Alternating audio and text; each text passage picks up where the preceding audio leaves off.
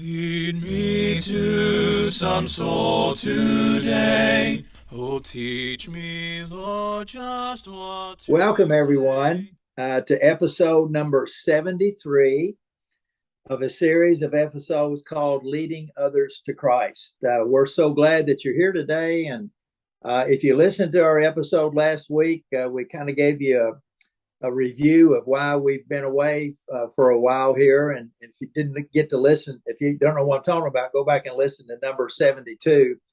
But we're excited to get back on a regular weekly presentation here of our episodes. But for those of you that haven't seen this before, I have this little thing that I like to do at the beginning. So if you'll humor me there as I go through this, but this what we're trying to do with this during these episodes, we're focused on evangelism. And one of our goals, and we do have several, but one of them is to stir us up to love and good works, especially in the area of reaching our family or friends and neighbors with the gospel of Christ. My name is Dan Barker, and I'm an evangelist with the Vestavia Church of Christ. Vestavia Church of Christ is in Vestavia Hills, which is just south of Birmingham, Alabama. So you can tell by that if you've been listening. We moved from Indiana to Alabama, and that's not what we're talking about today. But that's why you heard the difference there. Those of you that know me, you know that I'm passionate about evangelism. And I have been ever since I obeyed the gospel when I was 21 years old in Owensboro, Kentucky. And ever since then, I've been trying to find out how to teach others, reading everything I can get my hands on, talk to whoever I can. So that's why we are striving to do this. And we'd love any feedback. Let me go ahead and throw this out there. Any feedback that any of you have on things that we could do to help improve this, we would love to hear that. But I've always been striving to teach others, use a few phrases here that you'll be familiar with: to sow the seed, to fish for men and women, to make disciples, to persuade men and women, and to teach others to teach. Remembering what Paul told Timothy in 2 Timothy 2:2, and the things that you've heard from me among many witnesses, commit these to faithful men who will be able to teach others also. And also there later on in the chapter in 2 Timothy 2:21, and I've always really liked this phrase where Paul said to Timothy to be useful for the master. And that's one of my goals, is to be useful for the master. He says to be useful for the master, prepared for every good work. So back when all the COVID stuff was going on, we came up with this idea of doing a podcast and to identify the Christians that are out there, wherever they might be, but the ones that are involved in evangelism, talk to them, see how they're doing their work, the challenges that they've run into, the help that we could get from them. And it's just been fascinating. We've got so much information, and a lot of things that we're working on right now are a result of some of the things that we've heard from other brothers and sisters out there. So we're really excited today to have with us somebody that you're going to learn a lot from. And my new good buddy, I guess we could say, we just got to know each other just literally a few weeks ago. But Zack Lee, welcome, Zack. Thank you for having me, Dan. Yeah. We've been talking about this for a little bit, trying to get everything situated here in our new place. But Zack and I, and we'll kind of go through some of this, but when we were in Indiana, this goes back several years ago, he was scheduled to come and speak for us at our Invite Sunday there, and then had to cancel because he had an opportunity to move to Vestavia, and so we didn't get a chance to meet them. We talked to each other on the phone, but we actually didn't get to meet until Gay and I came down here to meet you and Sarah. And so it's just been a real joy. But Zack I'm going to have him tell his story here, but Zack, it's really been great. And I mean this, to be able to be around you and your lovely family. And Gay and I have really enjoyed it. And we're looking forward to even growing more and more as we learn how to of the things that we can do together here. Let's start out, Zack, with we've been calling this the elevator pitch or whatever, but the ones that don't know who Zack Lee is, would you give everybody a short bio of where you were born and the family situation, how old you were when you obeyed the gospel, just things like that? Yeah, absolutely. Before I do that, I just want to say how thankful I am to have you and Gay at Vestavia. It's been great, and even the first couple of months since you've been here, I know you're getting settled, but we've got a lot of great things going on, and it's really exciting for the future. So it's been great. I'm glad to have you as a good buddy. So thank you, appreciate that. But I was born and raised in Dayton, Ohio. Grew up as a preacher's kid, which you of course knew my dad, knew my mom as well, and I was 11 years old when I obeyed the gospel. January 26th, 1982 is when. I'm sorry, 1981 is when that was, and it was Super Bowl Sunday, so I'll never forget that. Wow. It was actually during the Super Bowl. I left with my cousin, and we both were baptized that night in the congregation where my grandmother was a member and my mom was a member when she was young. So lots of family connections, this old building in Dayton. But I was baptized there at the age of 11. And as I got a little bit older, it wasn't just a few years after that. I remember we were in a business meeting at the church where I grew up in New Carlisle, Ohio. And I remember Dad was going to be gone and they needed somebody to preach for that Sunday. And I remember Dad just kind of looking at me in that business meeting and saying, "Zack will do it." And so that's how I ended up preaching my first sermon. I think I was around 14 or 15 years old, and it lasted, I think, all of 10 minutes.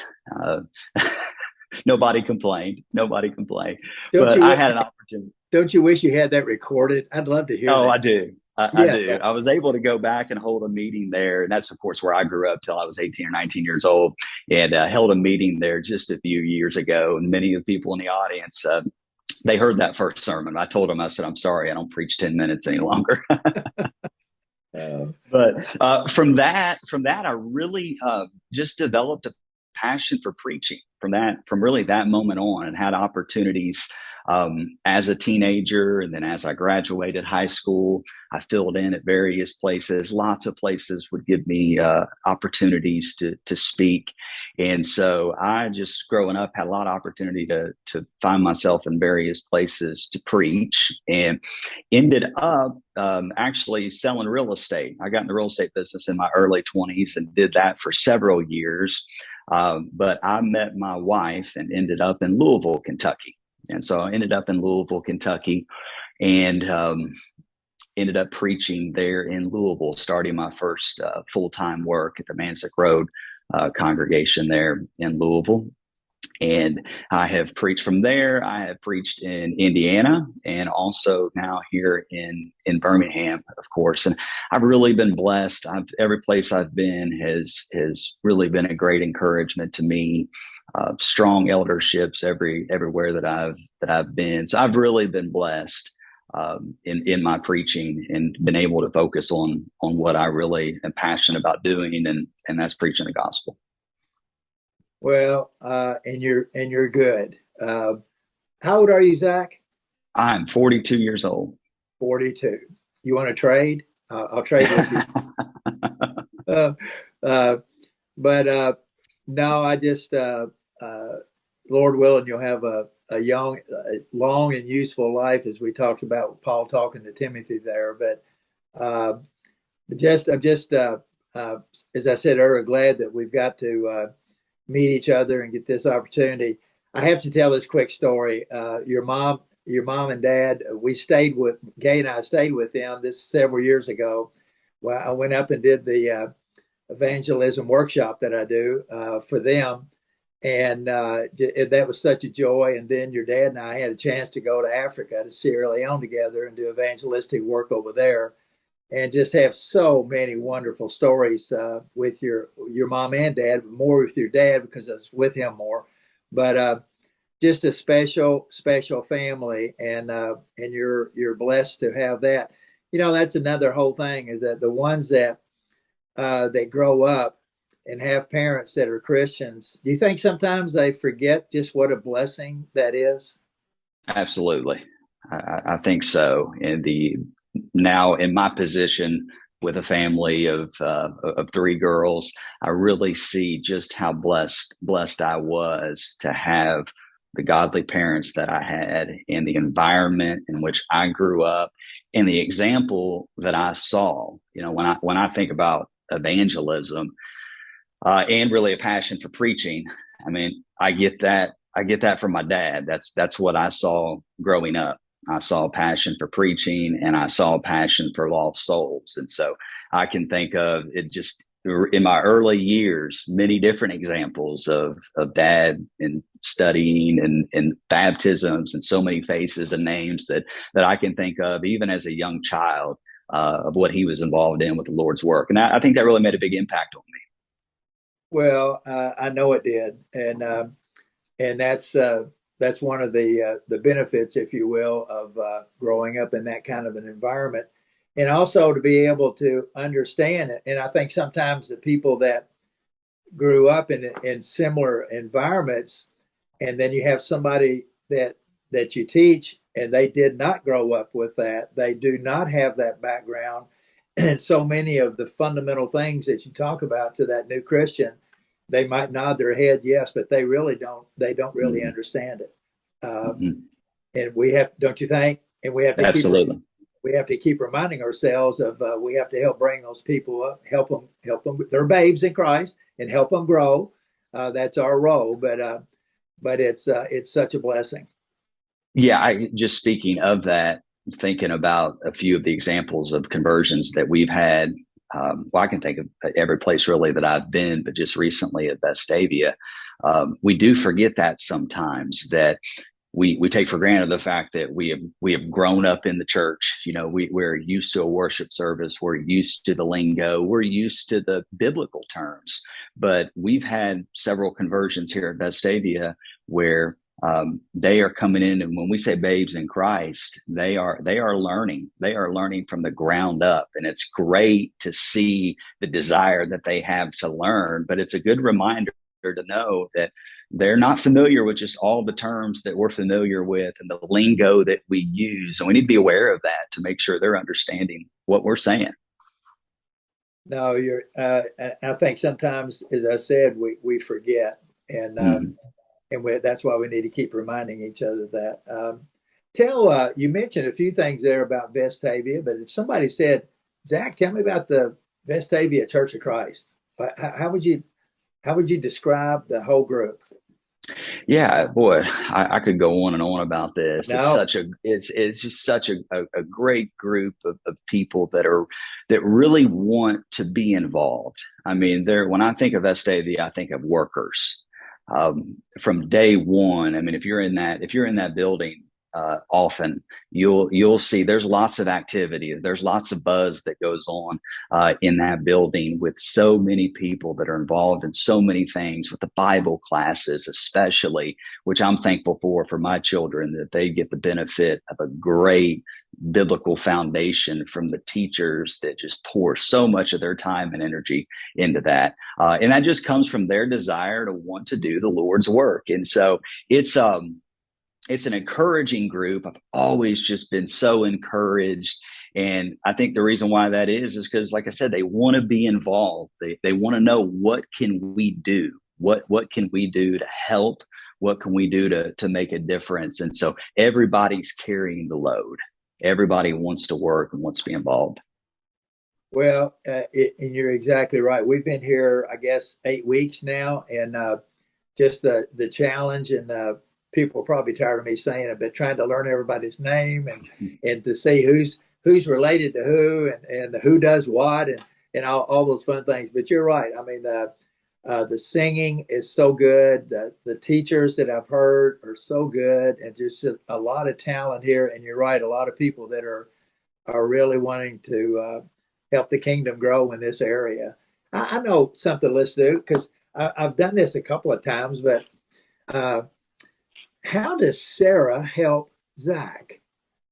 How Oh, does Sarah? Yeah, how does yeah. we have to give her some so that way Oh, you can tell her she needs to listen to this, right? How uh, does your seriously though? How do our wives help us in the work that you and I are trying to do?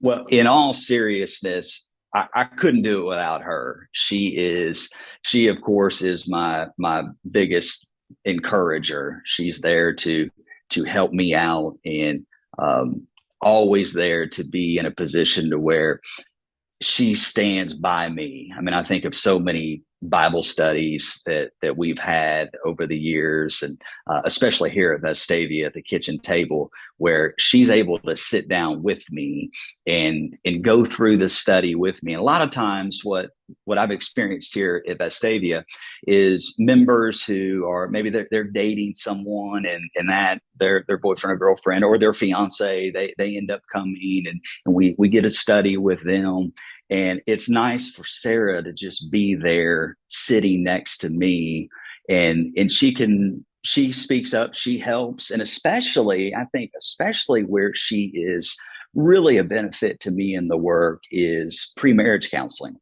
We do a lot of that here. I've lost track of how many weddings that I've done since just I've been at Vestavia, the members. And what I like to do, if I'm doing that, of course, is to have some pre-marriage counseling and some sessions. And I think that might be something that we enjoy more than just about anything, the opportunity to sit down with these young couples. And they kind of see us. We joke and say, I mean, we're learning this too. You know, we've been married 15 years, but we've got a lot of experience and we can tell you what not to do and what works for us and what doesn't work for us. But it's always great to have her input during those studies and during those sessions. So she is. I couldn't do it without her, and I'm sure you feel the same way about Gay.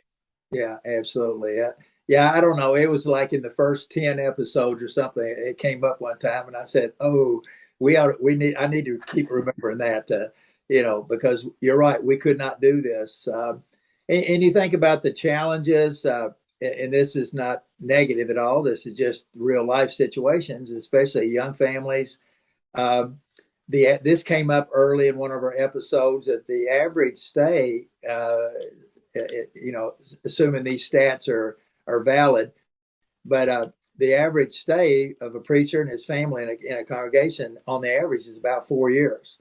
And so if you think about staying involved in the work and then moving and the children changing schools and all the things that I got a text from a friend of mine this morning that's moving from Indiana to Louisiana, and just listening to him and the things. I know, I mean, we're worn out still after 8 weeks from of course, we're old, Yeah. but just simple things like that of the wife saying and being all in.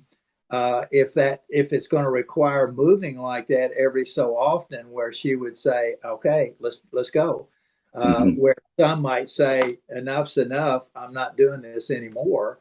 So anyway, the Yeah. wives, yeah, They are. I was just going to say, really, in fact, I wouldn't be preaching if it wasn't for Sarah. She was really the one who encouraged me and kind of gave me that final push to say, I think this is what you need to do. And so if it wasn't for her, probably wouldn't be having this conversation right now. So, uh, um, I'm going to give Sarah a hug when I see her and thank her for encouraging you so much. Um, is there a wherever it might have been in Indiana and or Louisville or wherever it might have been? Is there a story that comes to mind that you might want to share? If there's anything top of mind of any unusual or unique situation, perhaps of somebody that you met where they ended up becoming a Christian, is there anything that anybody that you can remember in particular? yeah, there's a couple that I can think of. I think I think I want to go back further than that because I know we're going to talk about another situation as well. I want to go Yeah. back further than that Okay. because this is something that had a big impact on me. I mentioned about my parents, and the example that they were to me. I can remember in middle school playing basketball. I had I had this great coach. Coach Cash was his name, and in knowing him and being on that team, he found out very quickly that there were some times when I wasn't going to be able to be at practice. There were some times when I would have to leave practice early because there was a conflict with Bible study, and that's where I was going to be. And I let him know that, and of course my parents let them know that. And he had a sister that would always come, and she would keep the book for us. And I'll never forget, about middle way through the season, she came up to us after a game and said something to my dad. Of course, my dad had already kind of built a relationship with her, joking around with her. And she said, I'll never forget her words. She said, there's something different about you. And I don't say that a pat on the back. This was her words that, Sure. why do you take this stand, or where do you go to church? It's kind of in that conversation, there were a few questions of curiosity. There's this curiosity about what are you doing? Why are you leaving? Why is this important to you? And it was really, I think, that story there that really opened my eyes up to that the world is watching. And when you take a stand for the gospel and you live out your faith, people are going to take notice of that. And there's a good ending to that story. She ended up, of course, she was invited to worship with us, and she ended up obeying the gospel from that. And it showed me just over the years of just the importance of living out your faith and knowing that people are watching, and the relationships that we build outside of the walls of the church building are extremely important to our work in the kingdom, to grow the kingdom. And so from that, I think about examples. I'll use the examples of some of our new converts at Vestavia that came from what I'm speaking about, of just living out your faith, talking about what you believe, and finding something that you have in common. We think about the Finchers and the Dennises that are new converts at Vestavia. I know you've met them. And that all started, the Finchers, I think they were baptized back in 2019. And that all started with some of our members having a common connection with finding them in a group. They both families have children with special needs. And they met one another in that setting, in a particular center. And they were able to just talk about their faith. And the Finchers were interested. They were looking for something, and that opened up the door for them to come. And that was one of the greatest, I think, encouragements that I've had in a really long time, because I have these people show up and they say, we want to know the truth. What's going on here? What are you guys doing? What are you teaching? Tell us.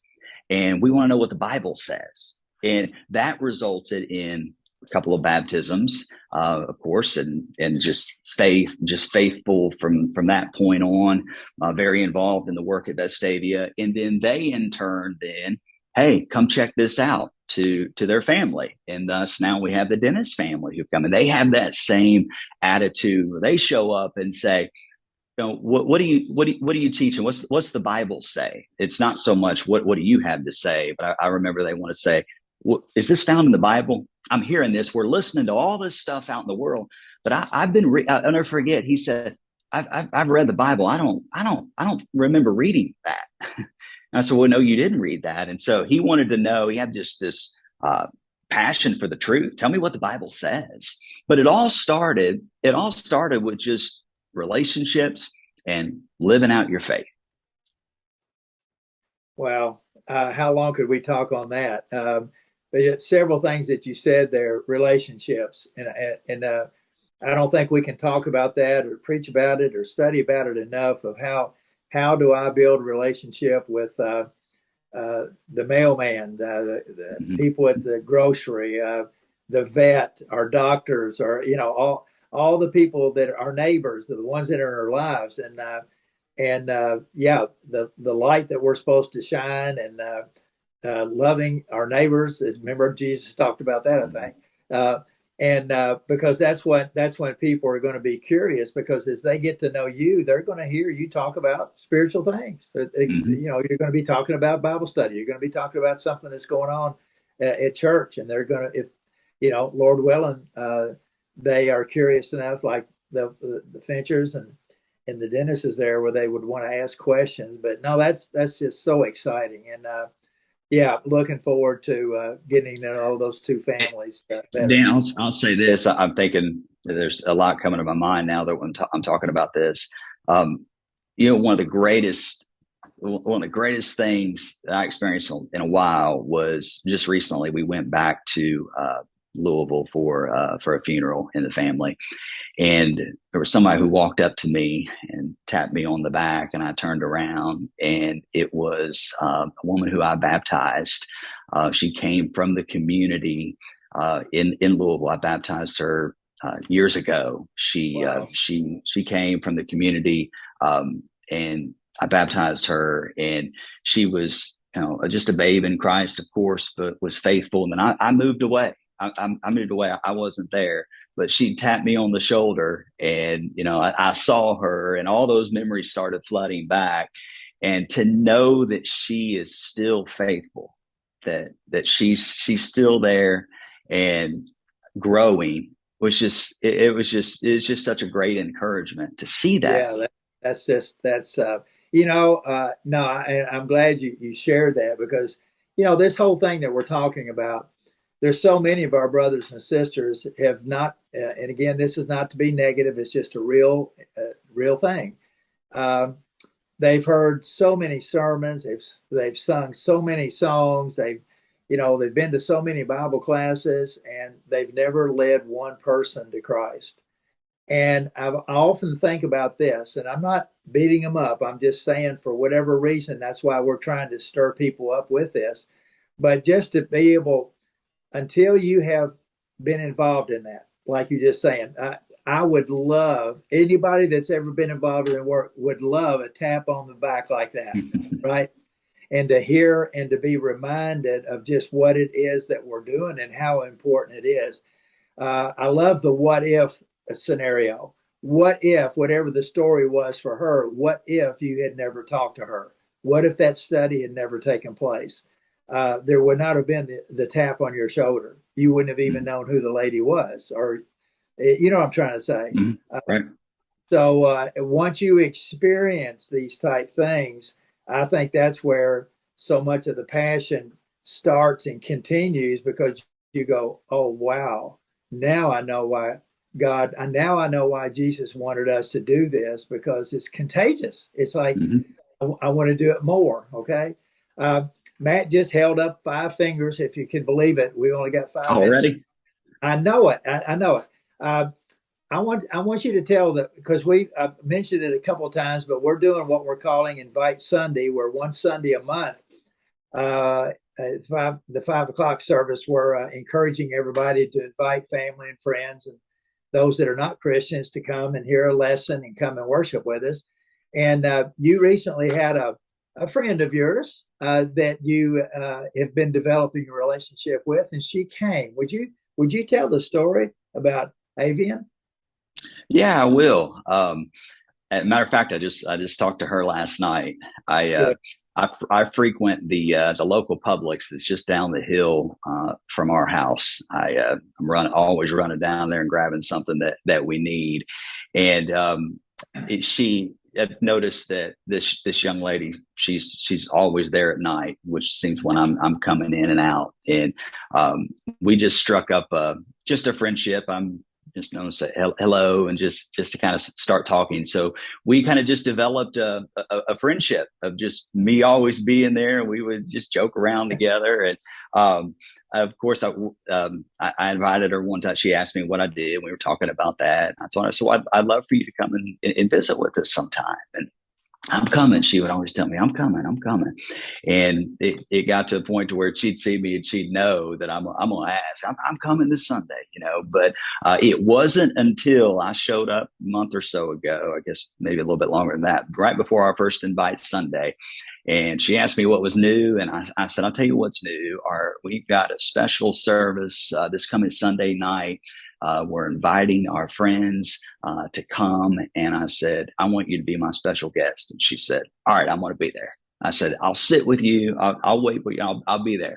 And she said, okay, I'm coming. And sure enough, all of the times that I've invited her, I think that me saying, I want you to come and be my special guest, she came.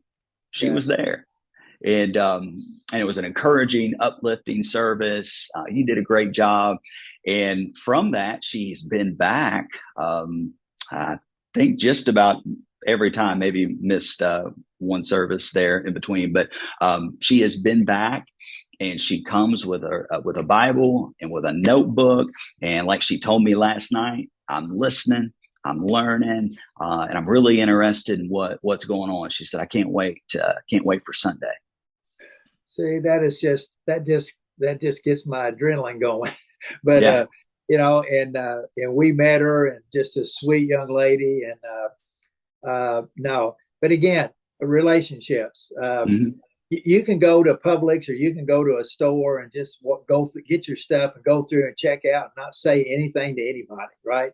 Just ignore the cashier, ignore the people if they still bag your groceries wherever you go, and just ignore them. Or you can go through and try to develop a relationship. If you see their name tag, to call them by their name, Mm-hmm. right?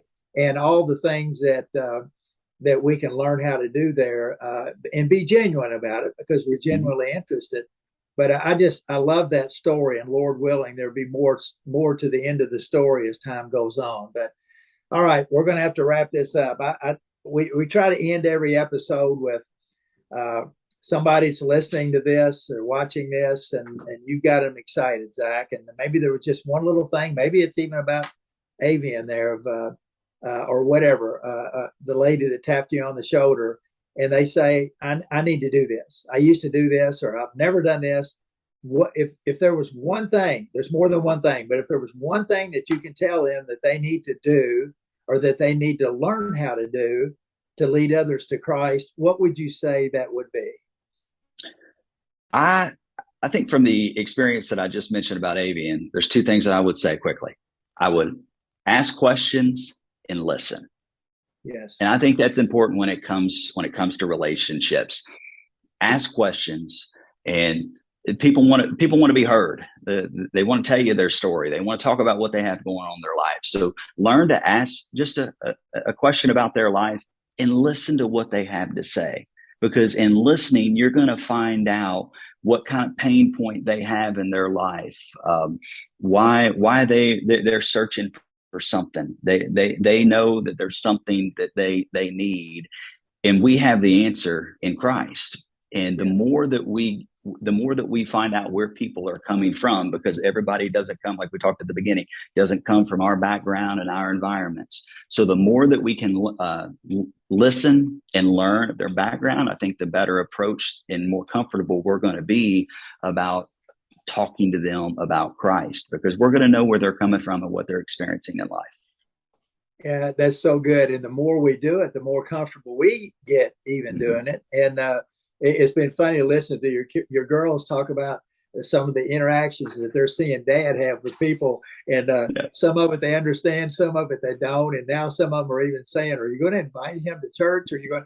Just say, a real quick story. Matt, we might go a second over, but Gay and I went to P.F. Chang's a couple of days ago to get something to eat, and they're short-handed, and hardly anybody working there. And the girl that with the girl, the register there at the front, she was saying, it's going to be a while. And we said that'll be fine, but I noticed a different accent, and so I've done this over the years. I say, well, I hope I'm not being too aggressive here or whatever, but just say, where are you from originally? And she said the Ukraine. And I went, wow. And we all know what's going on with Russia and the Ukraine right now. But I never thought in Birmingham or here in the Vestavia area, I would meet somebody young. I said, how long have you been here? And she said, about 4 months. How long have you been working here at P.F. Chang's? About 3 months. Just a real personable gal. And I said, where's your family? She said, I still have some in the Ukraine, some are in Germany. And so I'm looking forward to, we invited her to church and actually took a picture of her and Gay and I together. but there's people out there. But she got all emotional when I invited her, when Gay and I invited her to services. Maybe nobody's even done anything like that in her life and with her. But like you say, everybody that you never know who you're going to meet. God puts all kinds of people in our paths, and we just need to. We sing about it and pray about somebody lead me to some soul today, and God puts them there, and we don't even recognize them sometimes. But hey, Zack, great job, brother. If somebody wanted to reach out to you, would you be willing to share your email address with them? Yeah, it's Zack, ZACKD, Lee, Lee, and that's at Gmail. All right, brother. Great job. And see, send the other people. I say, well, I hope I get to meet you in person sometime. I guess I'll see you after a while. I'll see you in a minute. I'll see you in a minute. All right. All right. Well, thanks again. Appreciate it so much. Thank you, brother. Who pray, melt my heart and fill my life. Give me one soul today.